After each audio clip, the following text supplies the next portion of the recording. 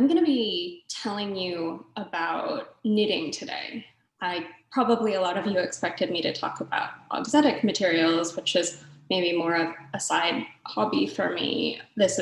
Knitting is what the majority of my lab works on. But since this was about materials and periodicity, this seemed like it would be a nice fit for the particular mini-symposium.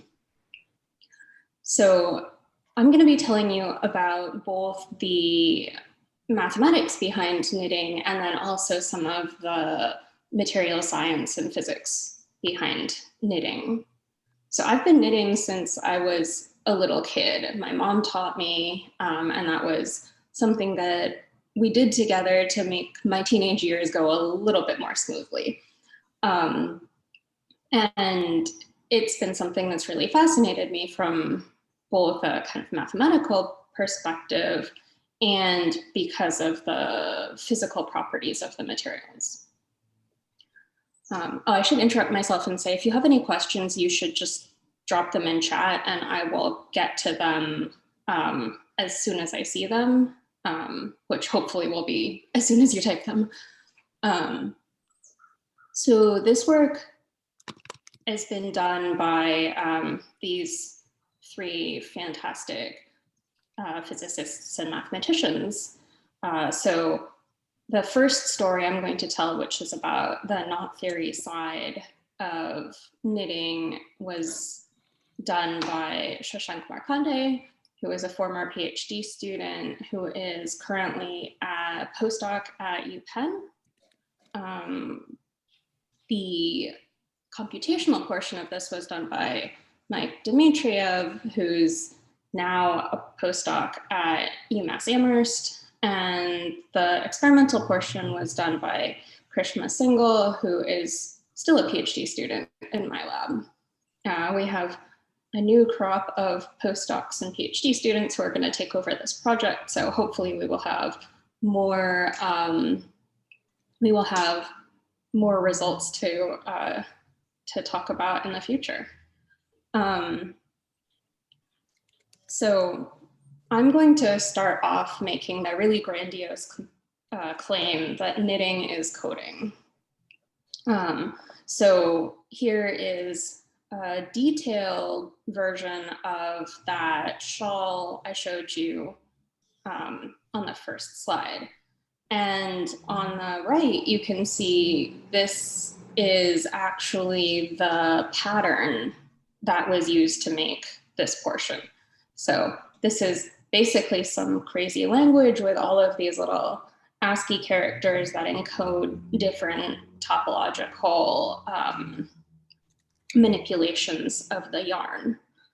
And this particular pattern was something that got me really interested in this field in the first place. So I'd been knitting for a lot of years when I came across this pattern. This was not the easiest pattern to work on.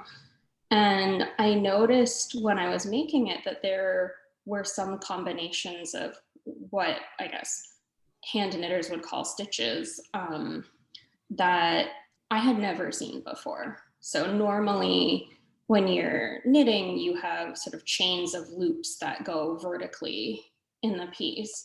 And this had come up with a way of making chains of loops that go sideways, which was quite shocking to me. And so I started wondering, what are all of the possible structures that you can knit? And beyond that, what do these structures do to the fabric itself? So the idea of textiles as computers, to some extent, is quite old. So the first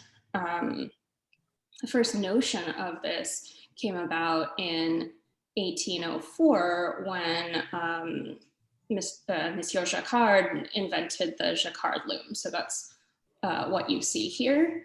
And so normally in weaving, what happens is you've got warp, which are just vertical strings. And then the weft, you sort of move it up and down underneath the strings. And in a moment, I'll show you how this is different from knitting. But basically the idea in weaving is that you can make your piece of yarn cross over the other piece or under the other piece. So this is a binary system. And Monsieur Jacquard came up with a loom that let you individually address every strand. So instead of just having something periodic or something that that does something very simple like alternating strands, he was able to come up with something that let you make, I don't know, portraits like this. And he invented these punch card systems, and this is a type of mechanical computer, the type of thing that Babbage and Lovelace would have just loved to have put into a real physical system. And this is actually something that showed up later again with the ENIAC era computers. So in our system, we're going to be talking about knitting.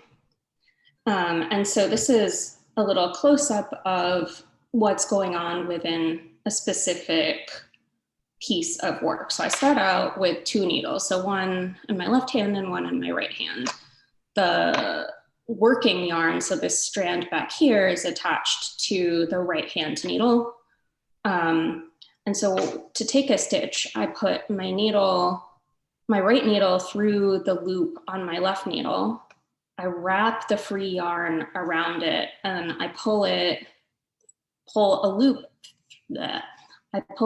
through the needle that was on my left hand needle, and then I drop it off the left hand needle. So it's this process of pulling loops through loops. So this is quite different from weaving. And this particular stitch is called a knit stitch in the parlance of hand knitting. And that is a stitch where you pull a loop from the back of the yarn. So the working yarn is on the back, and I pull a loop from the back to the front.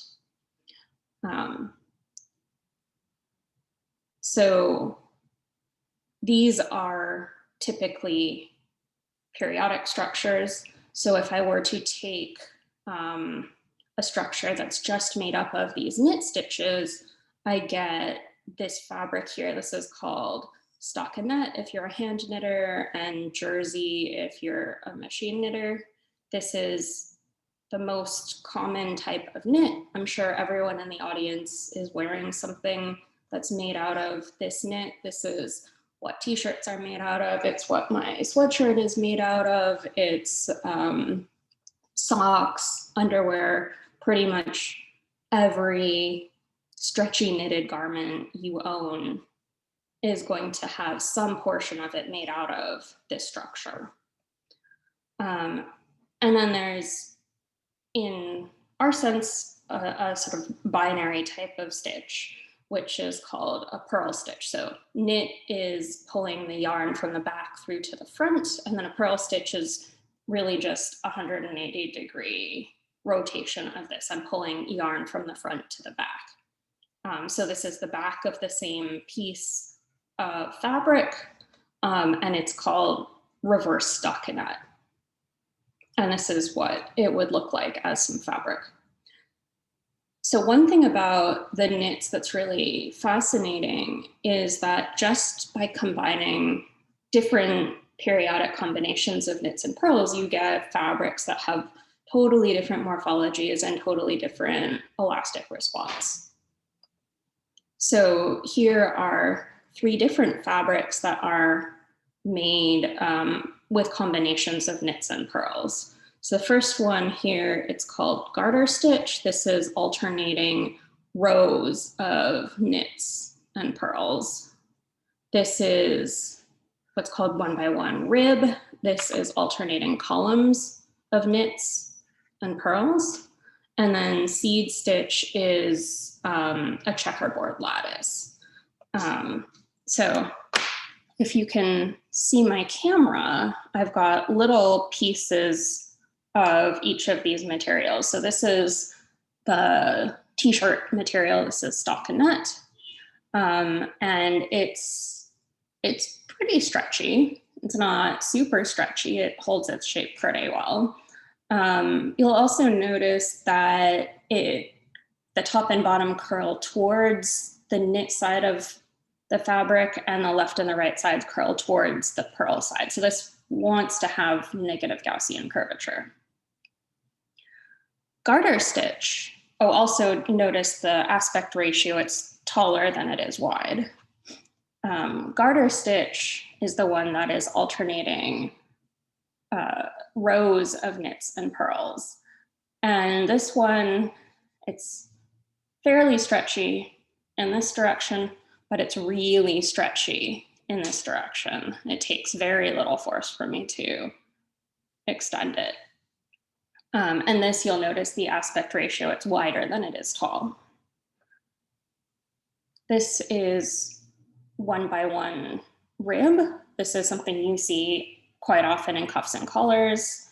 It's pretty similar to what are on the cuffs of my top right now. And this is designed to give extra stretchiness to certain areas. So this is just by far the stretchiest, like almost an order of magnitude stretchier than the rest of the materials in this direction. And then it's not quite as stretchy in this direction. And then the last one is seed stitch. This is intermediately stretchy between everything. It's a little bit stretchier than, say, Stockinette in this direction, and it's a little bit stretchier than than ribbing in this direction. So in this talk, I'm going to be telling you a little bit about sort of the topology of what makes a stitch knittable.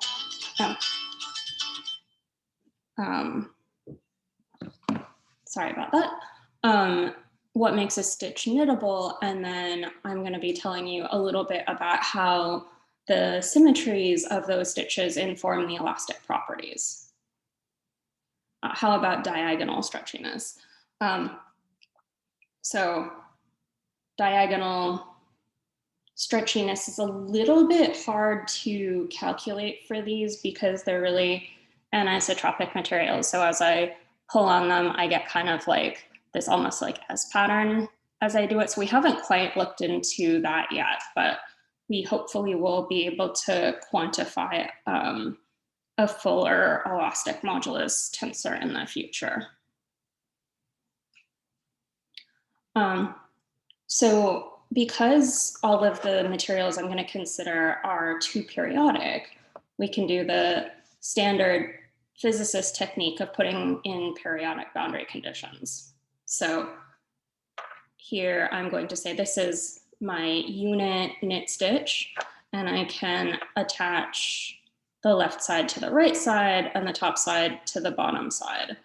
And if I were to do this process, imagine first I connected the left to the right around the back, and then the top to the bottom past that. So I end up with this structure here.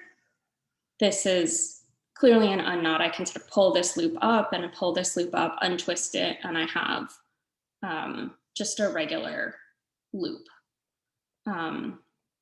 If instead I connected the left side to the right side around the front, and then the top side to the bottom side, after that, I end up with this structure over here, which is a connect sum of two trefoil knots of opposite handedness. So this, if you look at it for a while, you can convince yourself that no matter what you do, what manipulations you do to this, you can't untangle this piece. So I've just glued up two things with periodic boundary conditions. And it seems like the order matters. So what's going on here? So the thing that's going on is that we forgot about something. We forgot about the third dimension to this system. This isn't really a strictly 2D system. This is a system that's 2D with a little bit of thickness. So imagine these knots not living on a torus, but living in the glaze that's on the surface of a donut.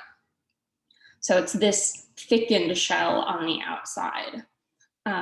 And there's a lot of ways that I can construct this. So one thing I can do is, this is sort of the knot theory way of doing things, is you take S3 and then you remove the tubular neighborhood of some knot or link from it and study the manifold that's left behind. And so if I were to put a hop link in, so these interlocking red and green loops, and delete those from S3, I end up with this sort of thickened donut structure here. So this is the manifold I'm actually interested in. This is where my knots live. This is called T2 cross I. So we can go back and do the same construction here. So imagine now this is my T2 cross I, where I'd like to identify the red part with the red part and the green part with the green part. Only now I need to do it not in sort of ambient three-dimensional space, but in this space that has my hop link in it. So the hop link now, this part is going through infinity right now, but it meets up because we're in S3. And then this loop here is one of the loops. So I'm going to join the green side to the green side, wrapping it around the green hop link. And I end up with this. So now my two green faces are glued together, and I've pulled over the green link component so you can see it. And now I want to glue the red side to the red side. And now I need to do it around the red loop here, the red component of the hop link. So I'm going to pull those sides up and then wrap them around the back. So this is what I'm left over with.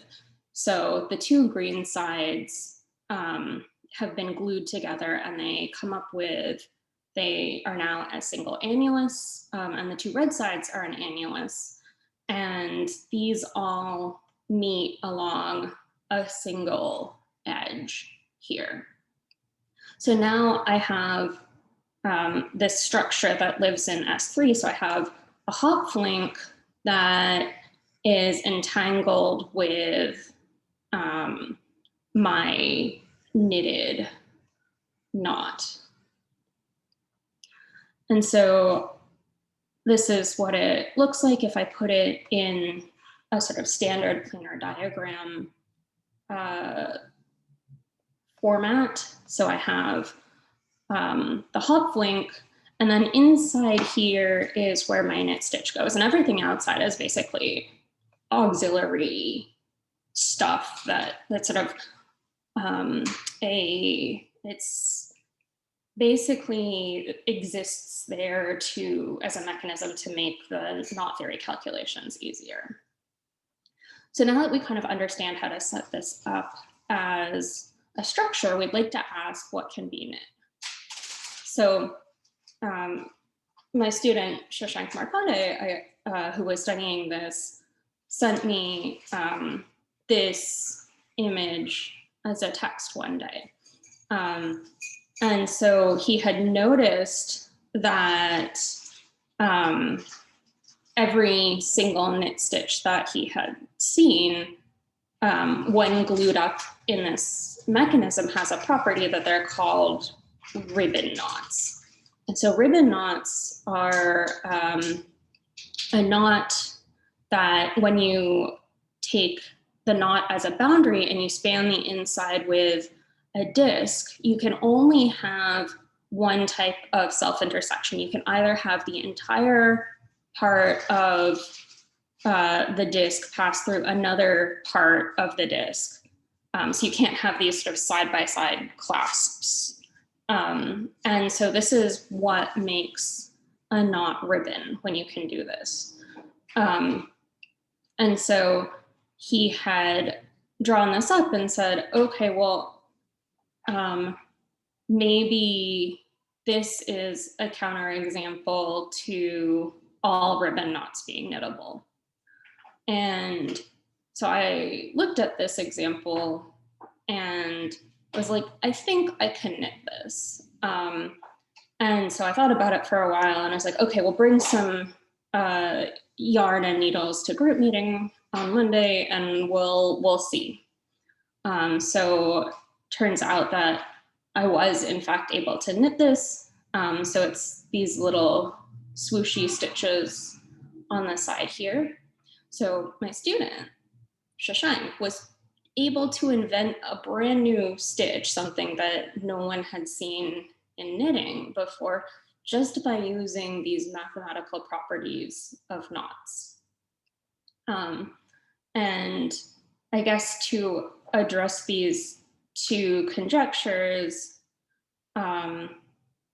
we do have a proof that all knittable stitches must be ribbon knots, and the converse is not true. All ribbon knots are not knittable. I'm not going to get into those statements in this, but I can tell you we have reached conclusions for those.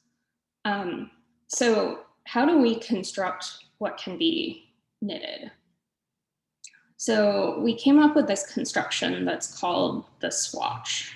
And so this is what we call an unknit.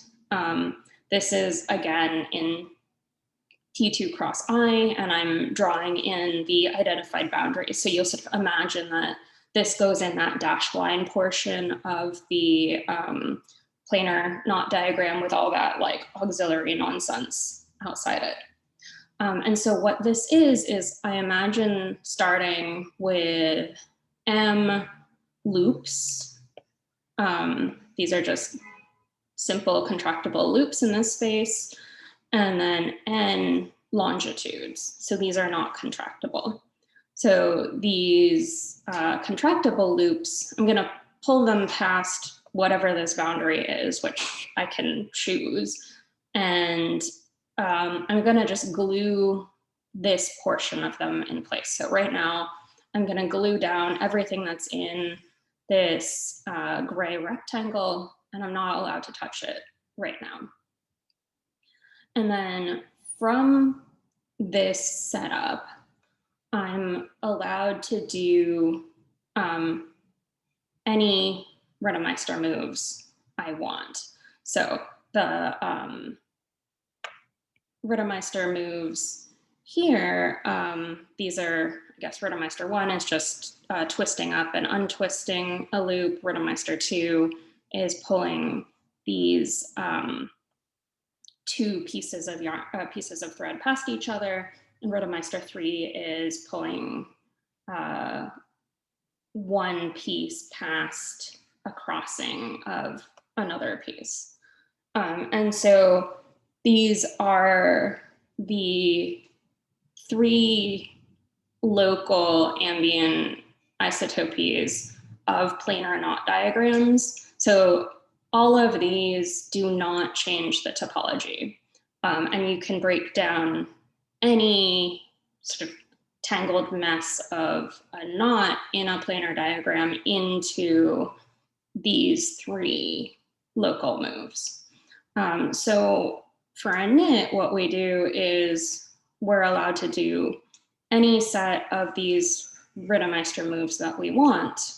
And then at the very end, what we're going to do is a process that's called band surgery to connect the things that I glued down in this gray rectangle to the loops I see down here. And so what band surgery is, so imagine I have these two knots here. I have a trefoil and a figure 8.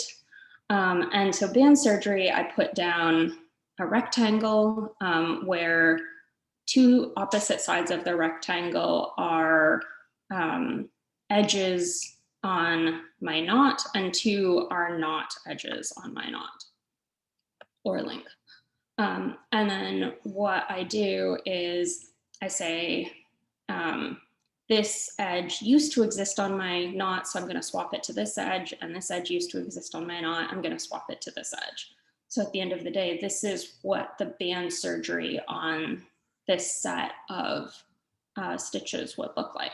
So I'm going to do that to my swatch here, and I end up with this structure. So swatches are basically these units I can knit, and it is true that everything that is knittable is a swatch, but everything that's a swatch is not necessarily knittable. And there's a little bit of a subtlety because knittable is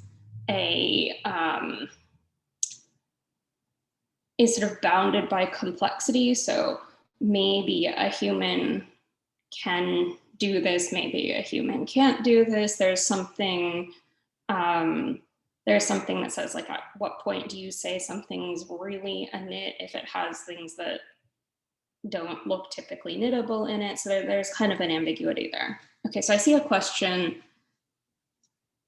Is twist a form of deformation?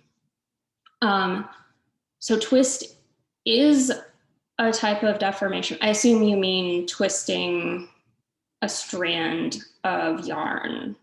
In the case I'm looking at right now, these are really just 1D curves. So there's not really a sense that they can twist. I'd need a framing on them to have like a notion of torsion. So the question of knittable, yeah, so knittable that's not a well-defined statement. So knittable, basically, in terms of machine knitting, is definable because I have a machine that can do a certain set of manipulations, and I can combine them together in any order I want, and that is something that's machine knittable. I don't understand the configuration space of hands plus needles plus yarn well enough to be able to split up hand knitting into things like that, and like into these like little minimal chunks. You know, and there's a definite, like, there's some weird things like, am I allowed to like hook something on my pinky? Does that count? It's just a really not well-defined term. So that's why we're kind of going to stick with the swatch construction, because we do know that every swatch, or we do know that all knits sort of fit into this category.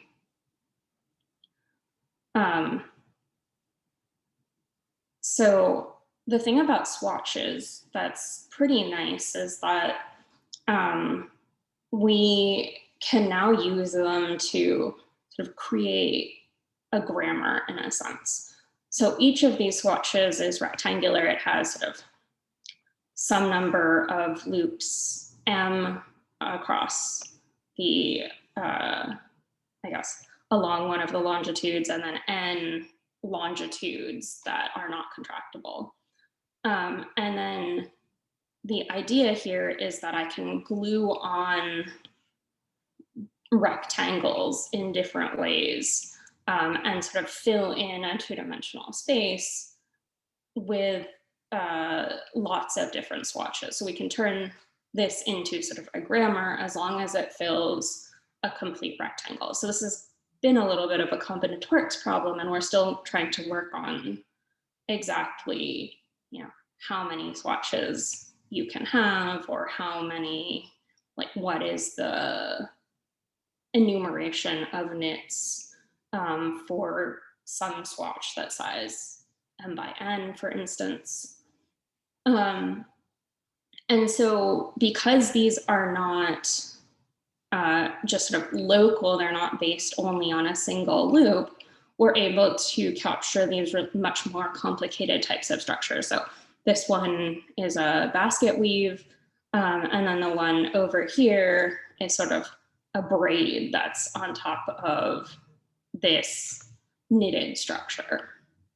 And so we're able to combine these complicated units into basically into knits by using the swatch construction, whereas we couldn't necessarily do that thinking about stitches as something that happens only on a single loop, which is how hand knitters are sort of taught to think.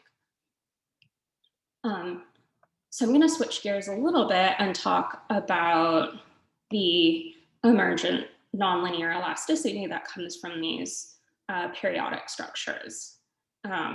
So this is now work by Mike Dmitriev and Krishna Singhal. So we have a knitting machine in labs. This is what we use to make all of our samples. And this is showing Krishna making one of our swatches. So right now, this is just a hand knitting machine.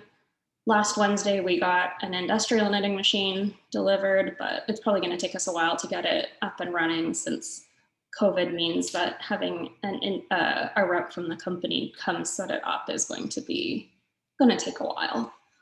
So this is one of our knitted samples, and basically the experiments we're doing are looking at uniaxial extension. So we're basically using this to measure uniaxial stress strain curves. And we are able to get the sort of full nonlinear strain tensor in these areas. Although most of what I talk about is not going to use that. It's just really looking at strain in the X and Y direction as a bulk object. And we also have complementary simulations to go along with this. So to do these, we've divided up our knits into sort of two different types of units. So the first one is these yellow portions here. So these are called crossovers. So this is a place where two pieces of yarn wrap around each other and interact as a class. And then we've got free regions that join those crossover regions together. And so all of our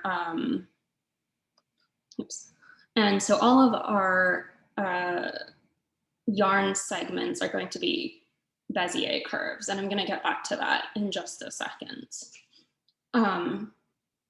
So the model for yarn we're using is, this is a really simple model. So we put this unit in with periodic boundary conditions first. So this is just something that captures the topology of the knit. We fix the total length of the curve. Then we look at, this is a really simple model of elasticity. So this is basically an elastica model where we have a bending modulus, and then there is a twist modulus, but in all of our work, we have taken this to be 0. In practice, this makes sense because the torsional rigidity of yarn is really low compared with its bending modulus, which in turn is really low compared with its extensional rigidity. So because it's this crazy composite, we're just going to ignore that for now, although it is interesting for future studies.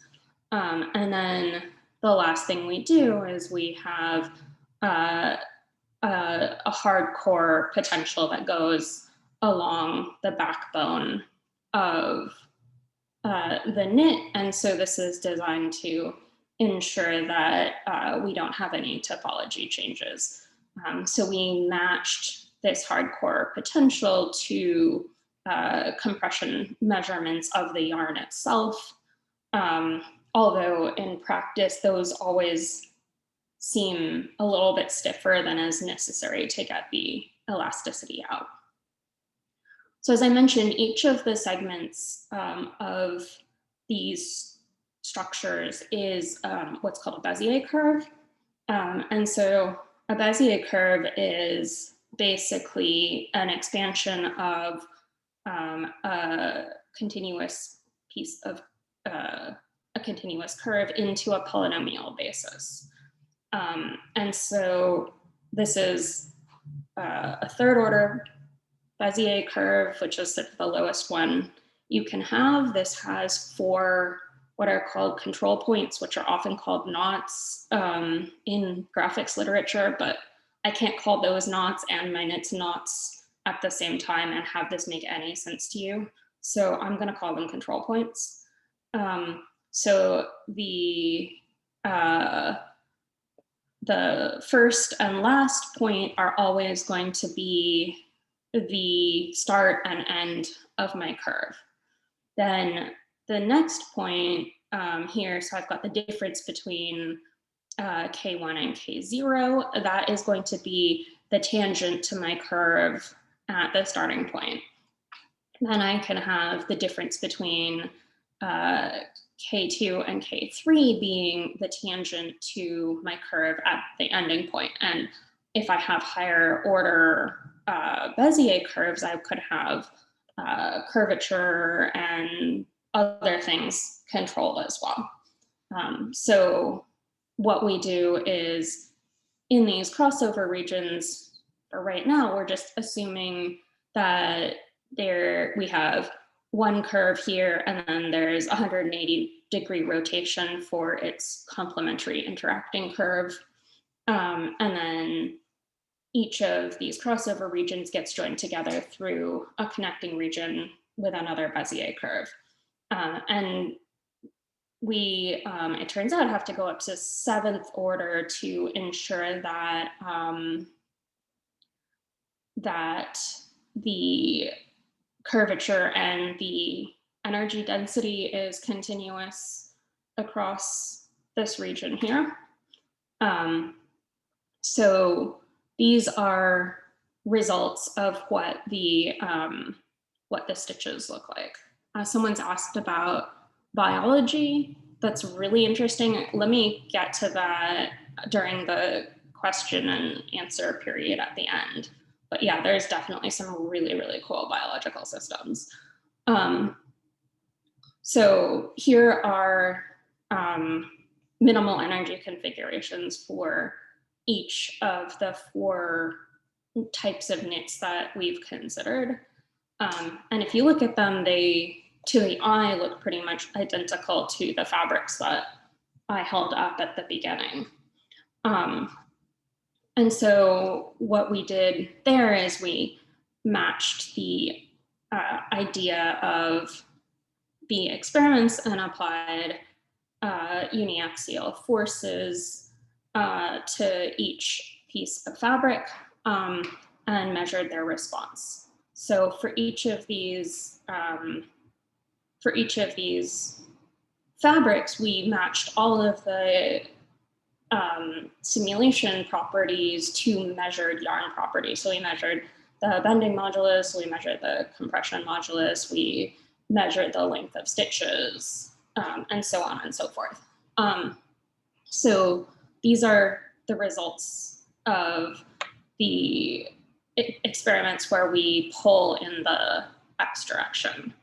So this is a complicated chart, so I'm gonna take a little while to break it down. So on the right side of this, this is the strain in the X direction, so the XX component of the strain, and I'm measuring it against the XX component of the stress. So each of the different experiments And simulations are done in the same color. So I have rib is solid green for the experiments and open green for the simulation. Seed stitch is purple, garter is orange, and stockinette is blue. So I think aside from this particular seed stitch here where the experiment turns out to be quite a bit stiffer than the simulations, we get a fairly good overlap between the experiments and simulation results. So this is all of our sort of nonlinear effects. In the portion here on the left, we're looking at the perpendicular response. So this is the YY component of the strain tensor, and we're comparing it again to the force in the x direction. And these match reasonably well, but it's a little hard to tell because everything gets so compressed on top of it itself. Again, it looks like the only thing that's off is the seed stitch. So we can do the same thing. Oh, I should point out the order of stiffness too. So we find that stockinette, unsurprisingly, is the stiffest. Garter and seed are approximately the same as each other and significantly softer than stockinette, but also quite a bit stiffer than rib. And rib is just by far the stretchiest. And that's what we expected from playing with our samples. So this matches what our intuition says. If I look at now the results in the y direction, I have the same type of things for stockinette. Is the stiffest, rib is the second stiffest, and then garter and seed are approximately the same, and they're also the softest. So we'd like to sort of understand what's going on. And in these plots, we can look at them and we sort of notice that there is a linear regime and then there's a nonlinear regime. And so if I were to take my sample here, the linear regime is going on sort of here where I'm actually changing the shape of my yarn curves. And then the nonlinear regime is when I've pulled it really far like this, and then I start pulling against it here. And this is where the hard cores of the yarn are interacting with each other. So these are going to be a divergent term in these stress strain curves. And each of these curves sort of approximately has the same type of divergence. When we've done these experiments together with different yarns, this is just a single yarn type shown here, we find that the linear response, although the numbers are different if you look at the ratio of them, so we always sort of divide out by the softest curve, all of those give the same ratio of stiffnesses between the different fabrics. So that leads us to believe that what's going on in this linear regime doesn't have to do with the yarn mechanical properties. I mean, it sets the scale, but it doesn't really set the slope or the behavior. What does that should be topology, because that's the only thing that we've changed between each of the samples. And so we can understand this by looking a bit at the symmetry. So we've divided these curves into two types of curves. We have U curves here, which join knits to knits or purls to purls. So these are joining like to like. And then we have, so these are even curves, and we have odd curves that join knits to purls. And so the way we look at this, so imagine I have some projection of this curve into the x direction, and I have some tangent vector v at the end, and we have some fixed length of curve.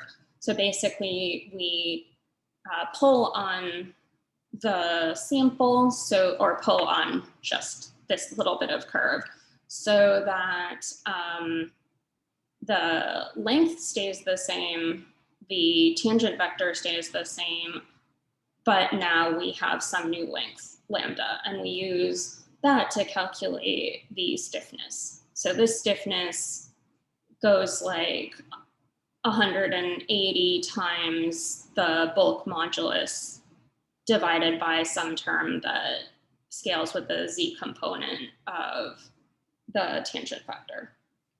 And for the odd curves, we do something that's pretty similar. So we have some total length of the curve, and we have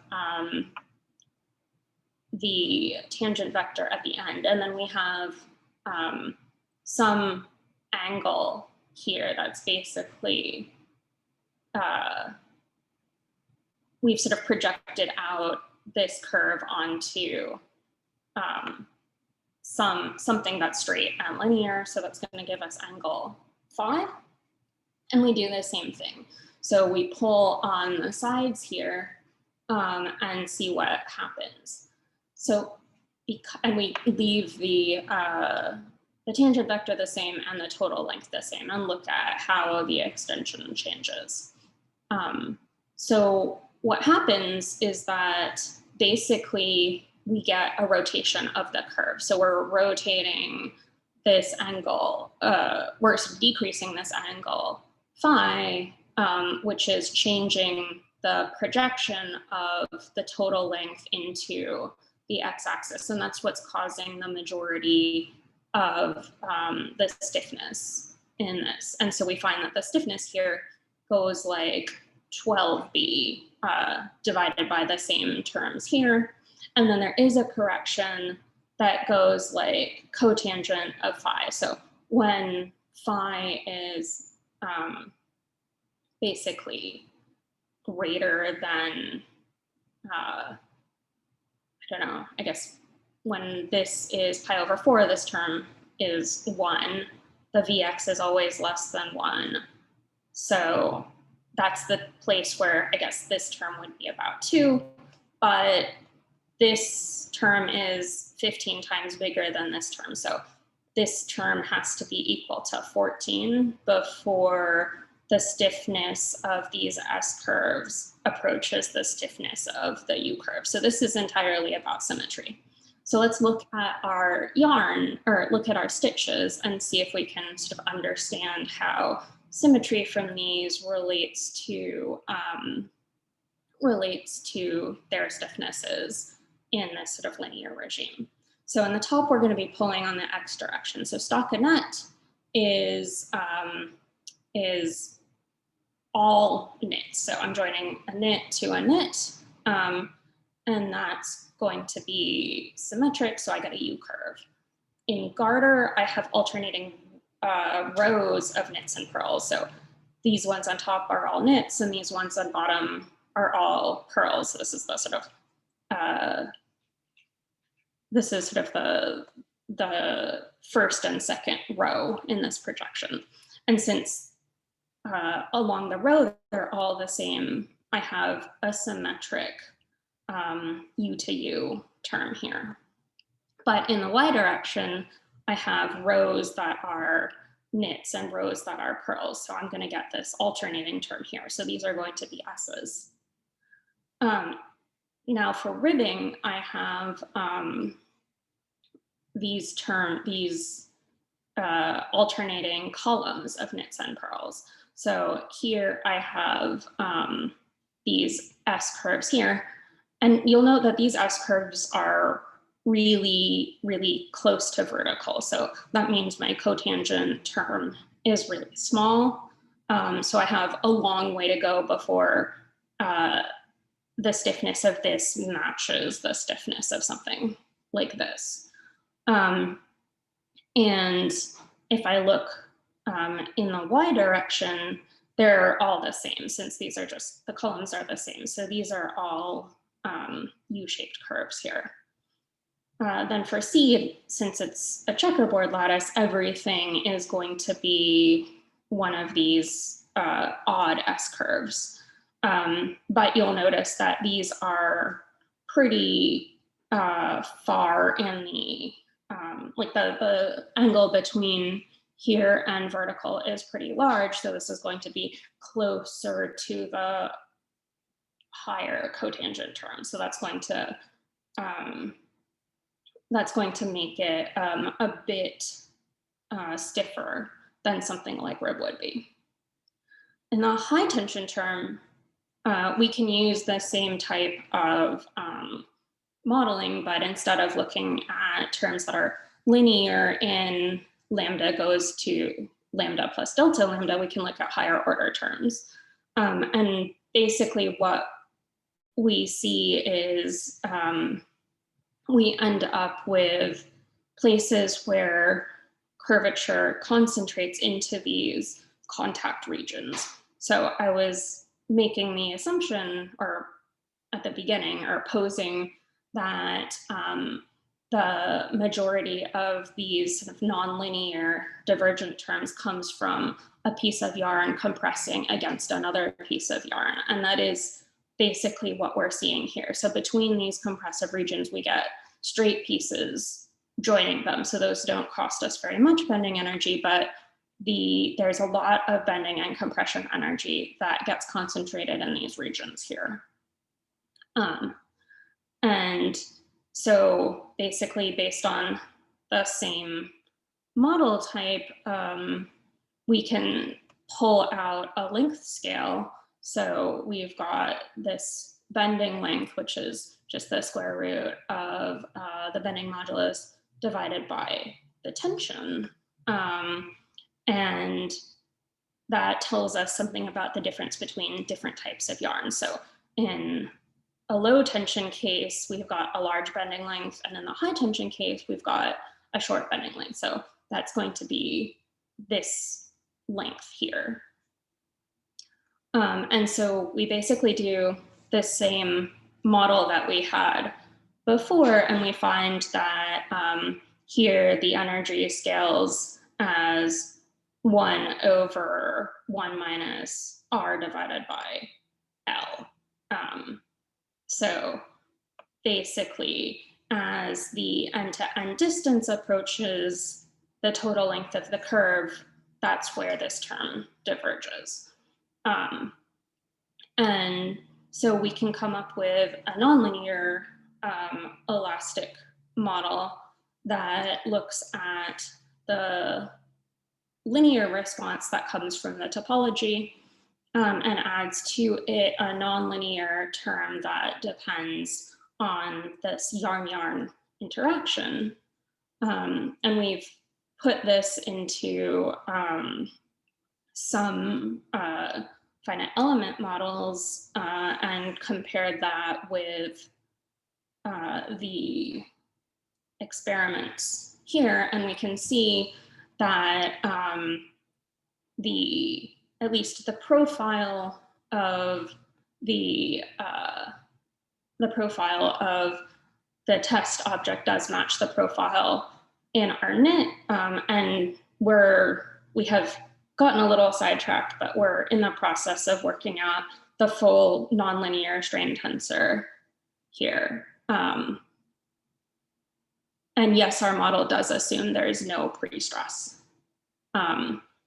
So that's not 100% true, but we also assume that yarn is inexpensible. So in that sense, there would be no sort of residual strain in our model. in hand knitting, this makes a bit more sense because the thing that's controlling the amount of yarn per stitch is the size of the needle you're using. So you wrap it around the needle, so that gives you, 2 pi r is the length of yarn per stitch, and that's pretty consistent. That's not true in machine knitting, where you do set a tension, and so the tension is constant throughout. So there probably would be some correction coming from that, but it seems like because the extensional rigidity is so high, that's not likely to show up as much of a correction. So in the future, we've come up with these theories for yarn as periodic material. So now what happens when we destroy that periodicity? So in this case, we can have, I guess, dislocation, so places where new rows come out. So as in this bust right here, or in this little sample here. You can also have disclination, so places where the orientational order of the knits change. So it's really clear in the heel of this sock right here. And we'd also like to basically examine how these affect both out of plane behavior, so like this bunny, or in plane behavior, like in this lace. You basically have you have sort of a field that's reorienting basically the streamlines of your knit as you add in defects. So I guess with that, I'll thank you. And I guess there's one question in the chat. So this also works for micro or nano scales. So as far as elasticity holds, it would work for micro or nano scales. You end up having other forces or other things going on, like you'll have thermal forces are definitely going to affect the rigidity. We'd have to include sort of persistence length of the yarn and things like that. If you go down to like sort of nano and sort of sub-nano scales, you're going to have to worry about like quantum fluctuations. So the question is at what scale does geometry dominate, or geometry-induced elasticity dominate over other possible forces? So yes, the elasticity part holds, but maybe we need to throw in other stuff to understand the small scale behavior. The knot theory stuff should definitely hold because that's purely a topology. Let's see. There's a question from, there's a question from Vincenzo, I think. Yeah, thanks Sabetta for this very elegant talk, and original, in fact. I wanted to ask you a clarifying question on the use of the word topology. That you use to characterize the linear response. I do understand that topologically those structures are different. What I wanted to, but it seems to me that a lot of the arguments that you're putting forward are essentially about the geometry of those structures. In the end, in what it actually impacts, the strain and possibly the energetics. So I wanted to ask you, if you actually defined some topological invariants, some discrete numbers, for example, that distinguish those structures, are there any aspects of the mechanical response that would be, say, proportional to that and maybe exhibit some weird discrete step-like behavior that you can ascribe directly to the presence of those winding number or something like that affecting the response? Yeah. I don't know if the question is well posed. You tell me if I... Yeah, so okay, so let me answer so this. Is it really topology, or is it the geometry of structures that are topological that can be classified? Yeah, so I glossed over a little bit of what I mean topologically. I'm referring to knot theory, so that, to me, topology basically means you'd like to quantify what is left over after you have removed lengths and angles from something. So what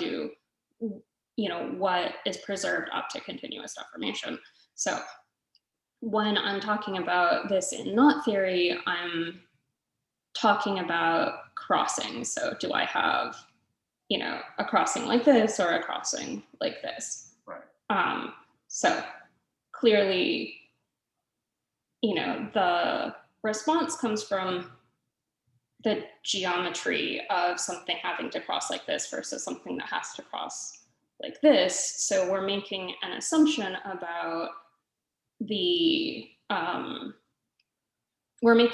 an assumption about basically the length of the problem. We're saying that, there's some length scale of the yarn that is, and we have some radius of the yarn as well, and those have to be fairly close to one another, otherwise this doesn't make any sense. So there is an analytic part of knot theory that does look at sort of minimal energy configurations, looking at like curvature flow of these structures.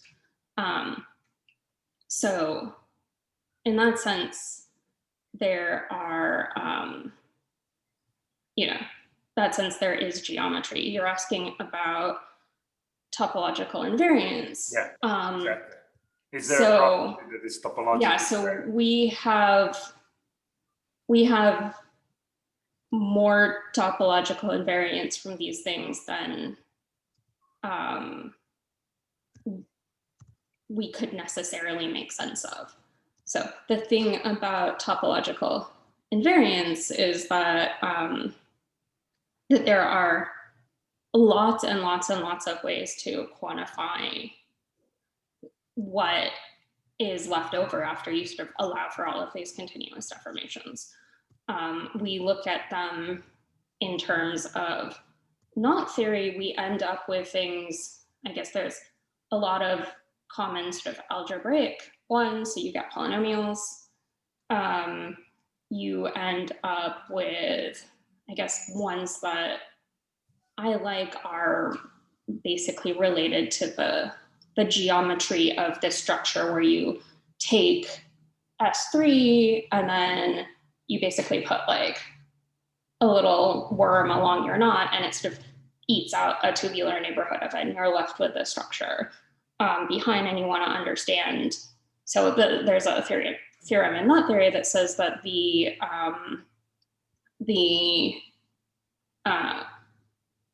any topological invariant of just the strings themselves is going to be a topological invariant of this manifold. That doesn't extend to links smoothly. Like there are like Dane twists and things like that you can do that destroy that, but we know how Dane twists relate to our structures. They're just giving us sort of discrete shears of our lattice. So that all holds. So we do have, so the thing about most of these invariants is that, there isn't necessarily an easy way to say like, okay, I have the fundamental group of this. How does that turn into an elasticity? Most of these things they're not numbers, they're really complicated quantities. I mean, I can look at like the hyperbolic volume, but that's going to tell me, that's going to do something like count the number of knits and count the number of purls. So most of the invariants that give something that's really simple like that are invariants that are too coarse to get anything useful out for me. So that's an interesting question. So we're looking into it. But right now we've found some really, really nice invariants, but they're not things that translate easily to a notion that's, some scalar quantity like, rigidity modulus, something like that.